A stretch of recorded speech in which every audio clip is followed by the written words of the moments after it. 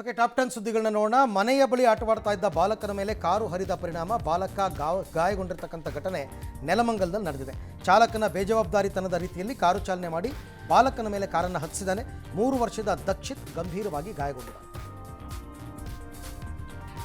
ಹುಲಿ ಫೋಟೋವೊಂದನ್ನು ಎಡಿಟ್ ಮಾಡಿ ಹುಲಿ ಬಂದ್ಬಿಟ್ಟಿದೆ ಅಂತ ಕಥೆ ಕಟ್ಟಿದ್ದವನನ್ನು ಅರಣ್ಯಾಧಿಕಾರಿಗಳು ವಶಕ್ಕೆ ಪಡೆದಿದ್ದಾರೆ.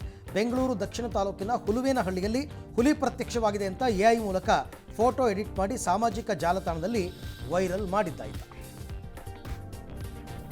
ಮಗನ ಮದುವೆ ವೇಳೆನೇ ಹೃದಯಾಘಾತದಿಂದ ತಂದೆ ಸಾವನ್ನಪ್ಪಿದ್ದು ಮದುವೆ ಮನೆಯಲ್ಲಿ ಸೂತಕ ಆವರಿಸಿರುವ ಘಟನೆ ರಾಯಚೂರಿನ ಸಿಂಧನೂರಿನಲ್ಲಿ ನಡೆದಿದೆ. 55 ವರ್ಷದ ಶರಣಯ್ಯ ಸ್ವಾಮಿ ಹೃದಯಾಘಾತದಿಂದ ಸಾವನ್ನಪ್ಪಿರುವ ವರನ ತಂದೆ.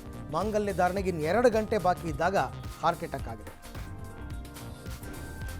ಕೇಂದ್ರ ಚುನಾವಣಾ ಆಯೋಗ ಮತದಾರರ ಪಟ್ಟಿಗಳ ವಿಶೇಷ ತೀವ್ರ ಪರಿಷ್ಕರಣೆಯಲ್ಲಿ ಮತದಾರರ ನೋಂದಣಿ ನಮೂನೆಗಳನ್ನು ಸಲ್ಲಿಸಲು ನೀಡಿದಂತಹ ಅಂತಿಮ ದಿನಾಂಕವನ್ನು ವಿಸ್ತರಿಸಲಾಗಿದೆ. ಡಿಸೆಂಬರ್ 4ರ ಬದಲಾಗಿ ಡಿಸೆಂಬರ್ 11ರವರೆಗೂ ಕಾಲಾವಕಾಶ ಇದೆ. ಮಧ್ಯಪ್ರದೇಶ ಸಿಎಂ ಮೋಹನ್ ಯಾದವ್ ಪುತ್ರ ಯಾವುದೇ ಆಡಂಬರ ಇಲ್ಲದೆ ಸಾಮೂಹಿಕ ವಿವಾಹ ಸಮಾರಂಭದಲ್ಲೇ ತಾವು ಕೂಡ ಹಸೆಮಣೆ ಏರಿದ್ದಾರೆ. ಕಿರಿಯ ಪುತ್ರ ಅಭಿಮನ್ಯು ಯಾದವ್, ಇತಿಶಾ ಯಾದವ್ 21 ಜೋಡಿಗಳೊಂದಿಗೆ ಸಾಮೂಹಿಕ ವಿವಾಹ ಆಗಿದ್ದಾರೆ.